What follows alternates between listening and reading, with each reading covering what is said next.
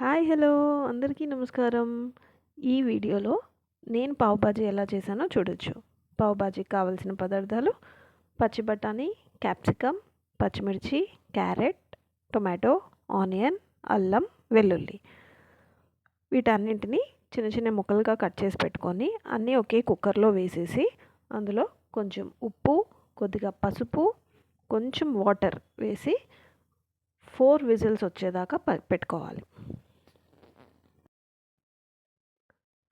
4 whistles వచ్చిన తర్వాత pressure మొత్తం పోయిన తర్వాత కుక్కర్ మూత తీసి అందులో ఉడికించుకున్న కూరగాయ ముక్కలన్నిటినీ బాగా మెత్తగా పేస్ట్ లాగా చేసుకోవాలి.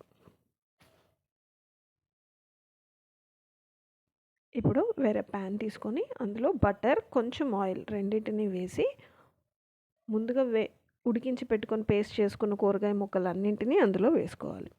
సాల్ట్ చెక్ చేసుకొని అవసరం పడితే కొంచెం సాల్ట్, జీరా పౌడర్, కొంచెం గరం మసాలా, పావ్ భాజీ మసాలా ఉంటే బయటది దొరికితే అది వేసుకోవచ్చు, ధనియాల పొడి. వీటన్నిటిని వేసుకొని మళ్ళీ బాగా కలుపుకోవాలి. మొత్తం బాగా దగ్గరగా వచ్చేంత వరకు మంచిగా ఉడికించుకోవాలి. ఈ కూరగాయలు అన్నింటినీ ఉడికించేటప్పుడు ముఖ్యంగా బంగాళదుంప వేసుకుంటారండి. నా దగ్గర బంగాళదుంప లేదు, అందుకని నేను వేయలేదు. మీ దగ్గర ఉంటే మాత్రం తప్పకుండా వేసుకోండి. ఇంకా ఎక్కువ థిక్గా ఉంటుంది కర్రీ, టేస్ట్ కూడా బాగుంటుంది.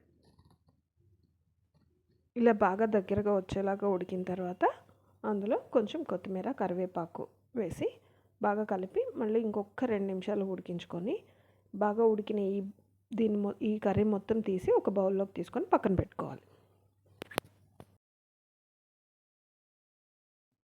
ఇప్పుడు పావు తీసుకొని మిడిల్లోకి అలా కట్ చేసుకొని ఇందాక కర్రీ చేసుకున్న బౌల్లోనే ఇంకొంచెం బటర్ వేసి కొద్దిగా ఉప్పు, కొద్దిగా కారం, గరం మసాలా, ముందుగా చేసుకున్న కర్రీ ఉంది కదా, దాన్ని కూడా కొద్దిగా వేసి ఫ్రై చేసి దాని మీద ఈ పావుని రోస్ట్ చేసుకుంటే చాలా టేస్టీగా ఉంటుందండి. తప్పకుండా ట్రై చేయండి. 2 వైపులా పావుని నీట్గా రోస్ట్ చేసుకొని సర్వ్ చేసుకోవడమే. అంతేనండి, ఇంట్లోనే ఈజీగా పావ్ బాజీ రెడీ అయిపోయింది. మీరు కూడా తప్పకుండా ట్రై చేయండి. మీకు ఎట్లా వచ్చింది అనేది నాకు కామెంట్ చేయండి. ఛానల్ని ఎవరైనా ఫస్ట్ టైం చూస్తున్నట్టయితే ప్లీజ్ ఛానల్ని సబ్స్క్రైబ్ చేసుకోండి. వీడియో నచ్చితే తప్పకుండా ఒక లైక్ చేయండి.